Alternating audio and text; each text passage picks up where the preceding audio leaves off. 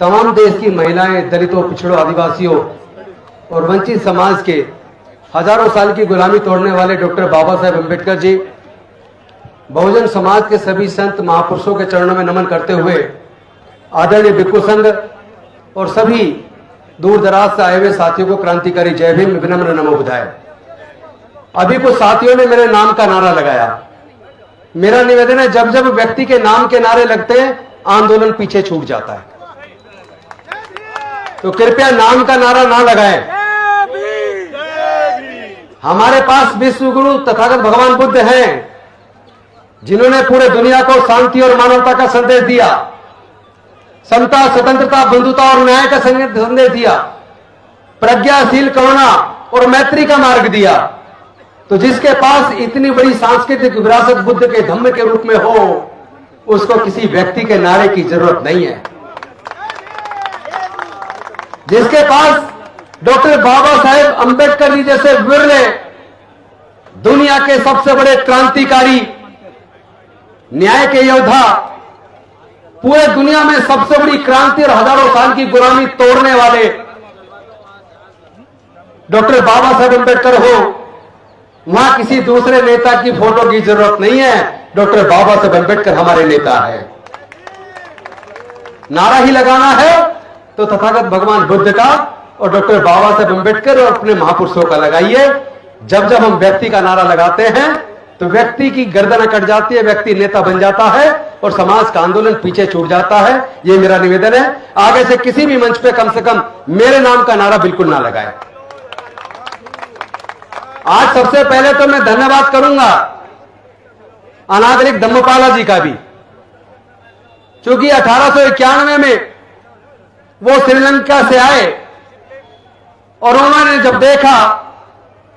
पूरे दुनिया की बौद्धों की आस्था का केंद्र महाबोधि महाविहार बौद्ध गया में, जहां तथागत बुद्ध को ज्ञान की प्राप्ति हुई थी, वहां कुछ पंडे लोग कनक अनाचार कर रहे हैं, बुद्ध की विचारधारा के खिलाफ काम कर रहे हैं, तो उसके खिलाफ मुक्ति का पहला आंदोलन अनागरिक धम्मपाला जी ने शुरू किया। महाबोधि सोसाइटी ऑफ इंडिया बनाई। तो हम अगर आज की केवल बात करेंगे तो पीछे के आंदोलन को अगर बात नहीं करेंगे, यह भी अन्याय होगा। क्योंकि भारत में बौद्ध धम्म का प्रचार प्रसार डॉक्टर बाबा साहेब अम्बेडकर जी, उससे पहले भारत में बौद्ध लोग कम थे, विशेष रूप से कलकत्ता में और हिमालयन क्षेत्र में थे। बाकी पूरे देश में ना के बराबर बौद्ध लोग रहे। और इसी वजह से जो 1922 के अंदर कांग्रेस ने राजेंद्र प्रसाद जी के नेतृत्व में कमेटी बनाकर बौद्ध गया के मुद्दे की जांच करी और उसमें जो रिपोर्ट आई, चूंकि उसमें बौद्ध प्रतिनिधि नहीं थे, इसलिए जो बौद्धों के द्वारा मैनेजमेंट का बनना चाहिए था, बौद्धों की जो बात उसमें आनी चाहिए थी, वो पूरी नहीं आ पाई। और 1949 में महाबोधि महाविहार की जो मैनेजमेंट कमेटी उस एक्ट के द्वारा बनी, उस कमेटी के अंदर जो बौद्धों के हाथ में होना चाहिए था, उसमें चार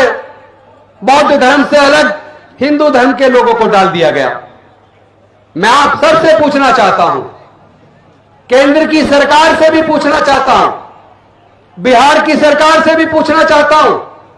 पूरे देश के लोगों से पूछना चाहता हूं, पूरे देश के सभी धर्म को मानने वाले लोगों से पूछना चाहता हूं, और मैं बिहार के राज्यपाल से विशेष रूप से पूछना चाहता हूं, क्या बिहार के राज्यपाल इतनी हिम्मत कर सकते हैं कि वो जो बौद्धों की साकेत नगरी अयोध्या, जिसमें खुदाई में सारे अवशेष बुद्ध के निकले, जो कभी साकेत नगरी हुआ करती थी, लेकिन माननीय सर्वोच्च न्यायालय ने तमाम साक्ष्यों को दरकिनार करते हुए, देश के संविधान और कानूनों को दरकिनार करते हुए, आस्था के आधार पर जजमेंट देकर वहां राम मंदिर का निर्माण करवाया। मैं पूछना चाहता हूं राज्यपाल महोदय बिहार से, आरिफ मोहम्मद खान जी से, क्या उनके अंदर इतनी हिम्मत है कि वो जाकर राम मंदिर में मुस्लिम धर्म के पुजारियों के माध्यम से, मौलवियों के माध्यम से वहां नमाज अदा कर सकते हैं क्या? करके दिखाएं अगर हिम्मत है तो, शायद जान भी ना बच पाए, मुकद्दमा दर्ज हो जाएगा, जेल से बाहर नहीं निकलना दिया जाएगा। एक संवैधानिक पद पे बैठा आदमी,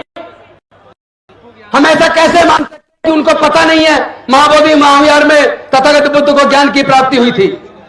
हम ऐसा कैसे मान सकते हैं कि बिहार के राज्यपाल को यह पता नहीं है कि यह पूरे दुनिया के बौद्धों की आस्था का केंद्र है, और वहां तथागत बुद्ध की प्रतिमा के सामने, वो भी बुद्ध पूर्णिमा के दिन 12 मई 2025 को, जिस तरीके से उन्होंने बुद्ध की प्रतिमा की तरफ पीठ करके